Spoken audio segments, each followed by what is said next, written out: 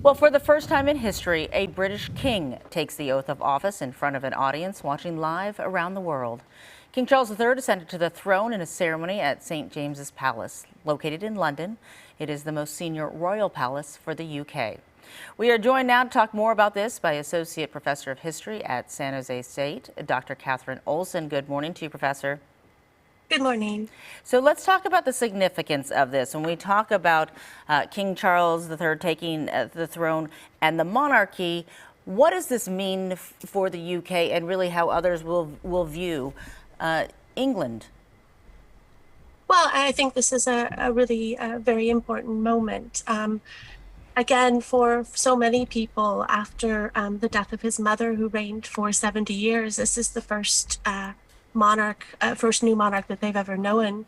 I think in terms of how Charles will be king, just the fact that this has been televised, the accession council where he was formally proclaimed king, is a sort of suggestion of the ways in which he may try to modernize aspects of the monarchy.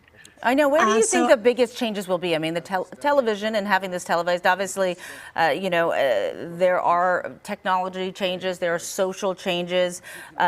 His duties are largely representational, if we talk about it. And he's talked about a life of service and honoring his mother, the Queen, but certainly he has a different way of approaching things.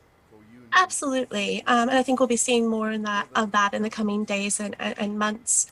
I think that Charles has a long history of activism, particularly in terms of climate change and environmental issues. He's intensely passionate about things like organic farming as well, and that's something that he takes into his now period as king. But again, like his mother, he is affirming his commitment to public service. In 1947, she famously talked about how she was going to dedicate her life to public service, and he has echoed that here.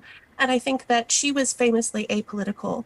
He has also made it clear that as king, he will be stepping away somewhat from many of these issues, and I think adopting a more sort of apolitical sort of tone in terms of what he does.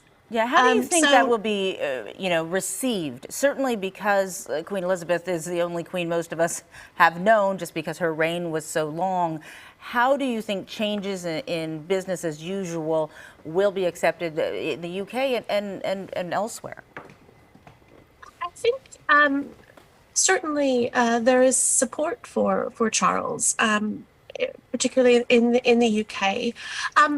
At the same time, he faces some challenges, particularly in terms of the Commonwealth, and sort of what's going to happen. One of his primary challenges right now, I think, is keeping the Commonwealth together.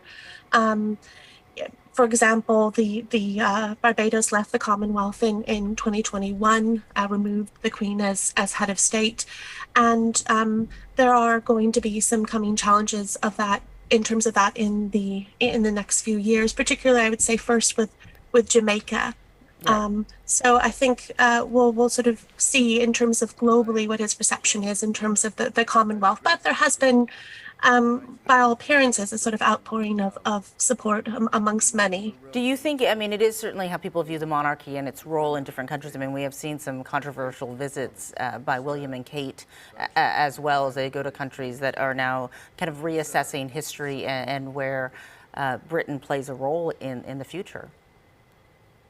Yes, I think that it's really a very exciting time in that sense, and it's a time where I think we probably will start to see some substantial changes. William and Kate are generally very popular, and as kind of ambassadors of the monarchy in that sense, I'm sure we'll Yeah. see them become, increasingly prominent in terms of, overseas visits, etc. We're out of time, but I do want to ask you very, very quickly, when it comes to Harry and Meghan, do you see big changes there beyond what we've already seen in Um, terms of big changes?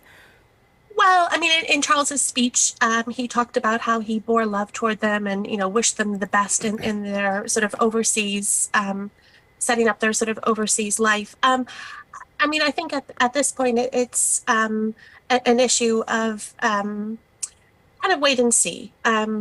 overall.